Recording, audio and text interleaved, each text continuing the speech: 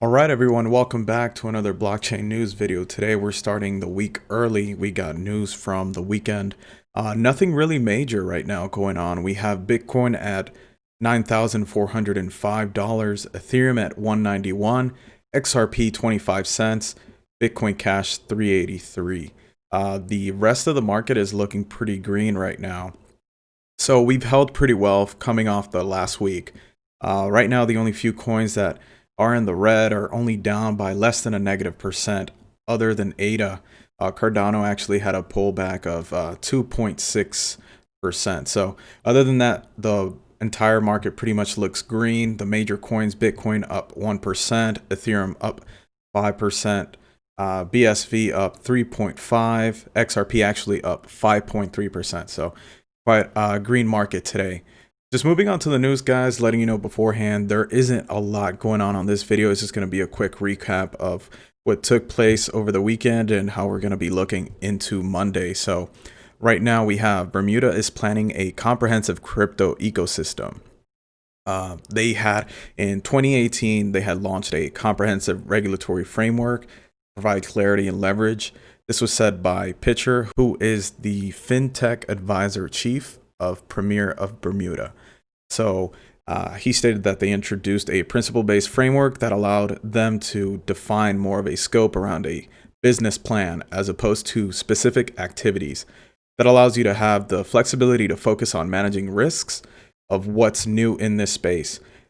He's hoping to create a system that allows Bermudians to spend the digital currency they receive on government services, and in doing so, they plan to build a bridge for overseas economies. By allowing the government to accept it, it provides an opportunity for merchants to start saying, well, I can look at accepting digital dollars. So anything from taxi operators, tourism operators, commercial businesses will have an actual place to spend. This will be a place for digital assets to be spent, which means that you're not going to have to fall back to the traditional financial system. Unfortunately for Bermudians, they don't have access to PayPal, Revolut, or Square. And so in order to do so, they have to buy in credit or gift cards.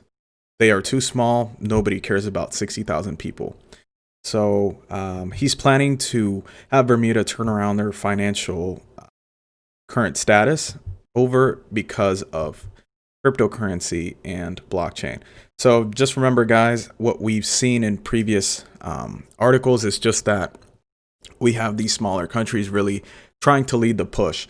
The main big one has also been China, but that's because of the CBDC that we discussed in previous videos. But we're going to see small countries like the Bermuda.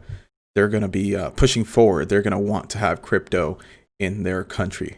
So moving on to the next one, we have US politicians want to ban end-to-end encryption, guys, on messaging service like Telegram and WhatsApp. So let's dig deeper here. Right now, we've had many complaints from the US, the left and the right, so what's known as the Republicans and the Democrats. And in doing so, big companies have been under fire, to include Facebook and Telegram, to make their applications not be end-to-end encrypted.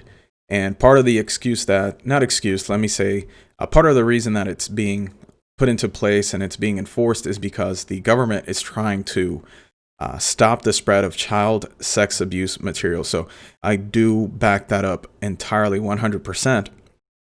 But the issue is that they're leveraging this stuff to really ban companies, tech companies, from actually having that end-to-end encryption. So it's called the Eliminating Abusive and Rampant Neglect of Interactive Technologies.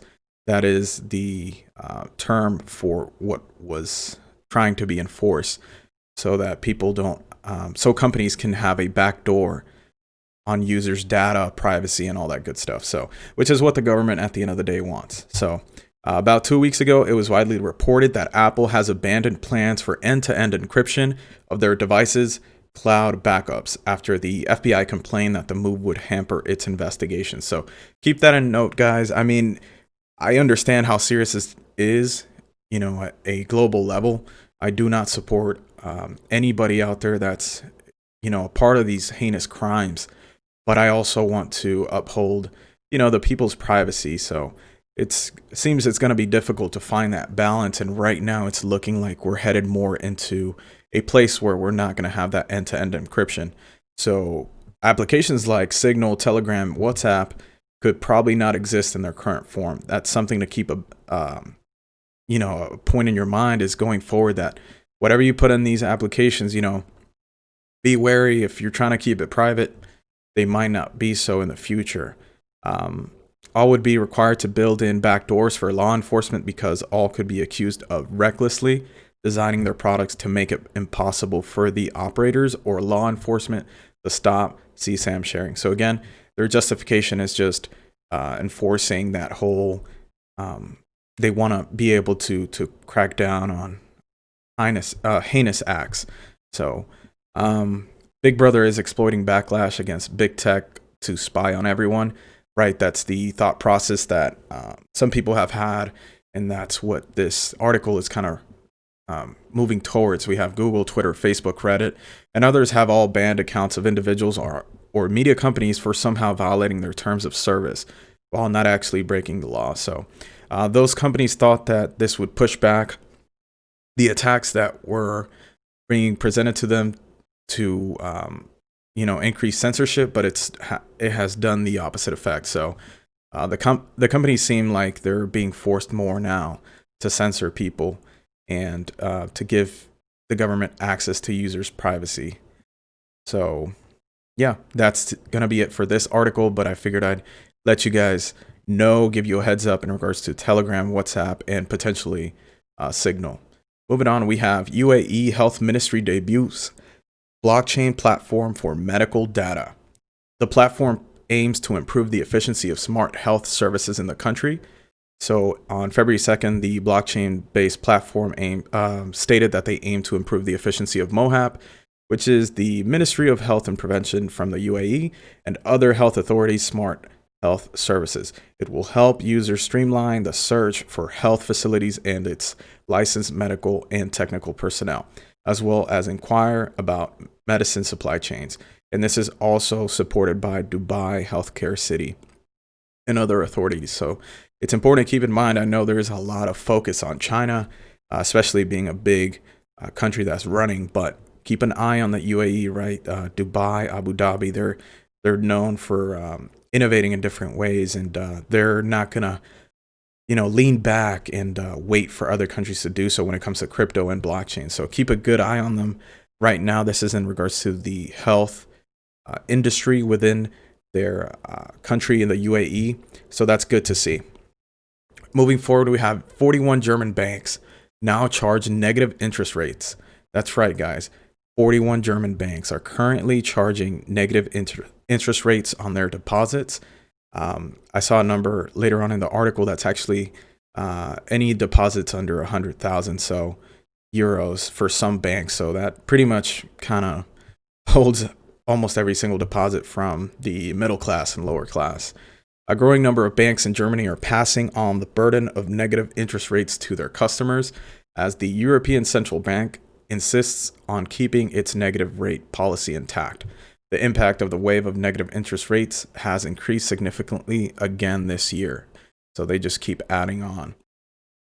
So as of January, it's been 41 German banks, and the media does report that there's 21 other banks that are charging negative interest rates, but the information is not posted on their site. So just keep that in mind. If you're from Germany, I hope you do have a way to keep your fiat from, receiving negative interest rates, even if it's something you might consider small as negative 0.5%. It all just ends up adding up, guys.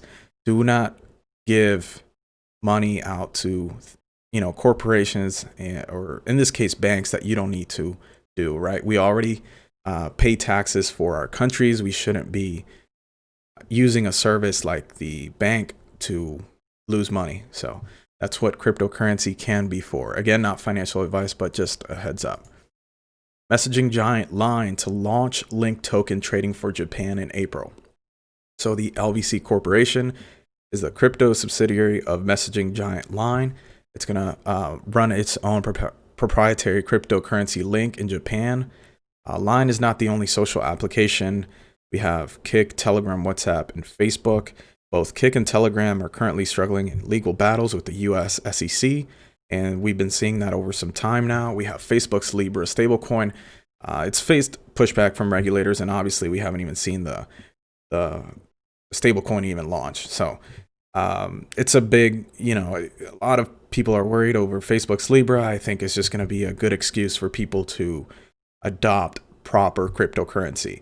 And that's what's also what I believe it's going to be coming from these CBDCs that are going to be launched from central banks across the world. So quick heads up on this token launch for Link coming in from Line. Next up, we have Bitcoin Cash Fusion works as intended so far. So Cash Fusion is the upcoming privacy upgrade for BCH. It has highest expectations to live up to, right? Just like any other upgrade that we see for these coins. In current state, it's just being developed, and it's using a new solution that's extended from cash shuffle mixing. Nothing too major outside of that right now to give you an update on, guys, but I did want to keep you in the loop that just like Bitcoin privacy upgrades, BCH is working on theirs. Pretty sure Litecoin is. Ethereum might also be, there's just developers out there that are working on these things. So Bitcoin Cash is not planning to be left behind in that aspect. Crypto ransomware paralyzes California school district. So a ransomware attack shut down the Mountain View Los Altos school district servers and phone systems on Wednesday. The malicious software demanded Bitcoin as ransom to restore service. Great, just what the crypto community needs, right? No, but in all seriousness, classroom activities such as exams and presentations have been halted due to the attack. Additionally, fraudulent activity on district credit cards has taken place, which is believed to be tied to the attack. So, in January, this malware hit the London-based TravelX exchange company, demanding US 6 million USD in crypto, right? So in Bitcoin. Keep safe, guys. All your technology can fall into some kind of virus if you open a malicious email attachment or, run an infected app. So especially on the Android side, it does happen on iOS, so you have to be careful. But especially on the Android side, keep an eye on those. Compounding this problem is the fact that institutions such as cities and school districts tend to have older machines that are not kept up to date with the latest protective software. So just like we see, right, a lot of people to this day still run old Microsoft versions like, who knows, there might be some people out there using XP. There's no reason for it. We should all be updated to the latest firmwares unless you're using old versions for testing or protection or to keep some of these older companies going, but they're not being supported. So if these institutions keep running on old machines and old software, hey, that's what happens. So sucks for this area, right? The school district, but it's part of the issue is that they're not updating their systems the way they should. So I also have Hong Kong blockchain ecosystem. It's a quick image that you can take a quick look for this part of the video, just showing different industries that currently house some blockchain companies or projects and whatnot. So in regards to finance, we have 1, 2, 3, 4, 5, 6, 7. So about 7 projects or companies kind of working in that industry. Crypto trading investment, has a few. We got the exchanges, right? We got Huobi Global, OKEX, Genesis Block, BitSpark, and a couple others. We have on the tech side, Consensus and Cardano Foundation. We got quite a bit going on. We got R3 also. Government academic, we got Cyberport, we got a Baptist University from Hong Kong, and HKSTP for academic. We have community, IFTA, Next Exchange, Blockchain Asia, and then they're also in PropTech AI and advisory through BlockPass. So just wanted to give you guys an update on that. We have next up Cardano Futures arrived. So leading crypto exchange Binance did launch perpetual swaps. So we did see ADA go up by about 9%. when this came out a couple days ago, moving from 0.0533 cents to 0.0581 cents. Not a big movement, just went up 9%, and it's currently, let's take a quick look. Cardano is currently at 0.056733. So that's going to make it just a slight pullback. It seems like it lost about 2%, but it's holding up well at that level. And so is the rest of the market, honestly. So feel free to enjoy that. I think Binance is the only one to offer futures contracts on ADA. So that's Cardano for those that don't know the 3 letters. And then you can leverage up to 75x on that coin. So it's going to be paired to Tether. And, I definitely do not recommend using a 75x leverage, even if you are a professional on Binance Futures, because you never know. But hey, they have opened this opportunity up for people also. Next up, we do see contracts possibly going up for Monero, or actually they will be opening up here February 3rd at 8 a.m. UTC. So I believe these actually may have launched already, according to, by my time and by the time you guys see this video. So just know that you can take advantage of that. Futures contracts from Binance for Monero also, and it's going to have leverage from 1x to 75x, pretty much what they're doing with all their coins. So right now I believe we have XRP, XMR, we have a Cardano, I'm sure Bitcoin, I'm sure Ethereum, if they've added all these other coins. And last up for the news today, Bitcoin halving, guys, is within 100 days. We can now expect it to be on February 2nd, and it's expected to occur on the 12th of 2020, May. So May 12th, 2020. There are 100 days left from February 2nd. And also, we do have other countdowns from Binance Academy. It's saying May 13th, 2020. But either way, just know that's going to be the timeline that we're expecting for the Bitcoin halving. And what we can expect, well, looking at the prices right now, guys, I'm very bullish. Bitcoin holding well at 9,400. That is a good increase for the month of January. As we step into February, it's looking bullish. It's held pretty well over this past weekend. There has been no major drops in price. So I am feeling bullish for this week unless we have some random crash. But I think people are tired of that, and even if we do pull back a few percentages, I don't think people are going to lose their position now that the Bitcoin halving is still only 100 or under 100 days left. So yeah, guys, that's going to be it for this video. If you enjoyed it, go ahead and click the like button. Definitely support me on my channel. Sub to the channel, guys. Sub to the channel so that you can catch more blockchain news daily, Monday through Friday. I try to keep you guys updated. I am also going to do a Sunday one so I can get you guys started on your Monday morning. And leave a comment down below. Let's get conversation started about these topics that we went over today. 41 German banks in negative interest rates. We got Line coming out with their token for their coin, cryptocurrency. We have, just a lot going on, and Cardano's futures and Monero's futures. So we're going to be keeping the conversation going, and I'll see you guys on the next one.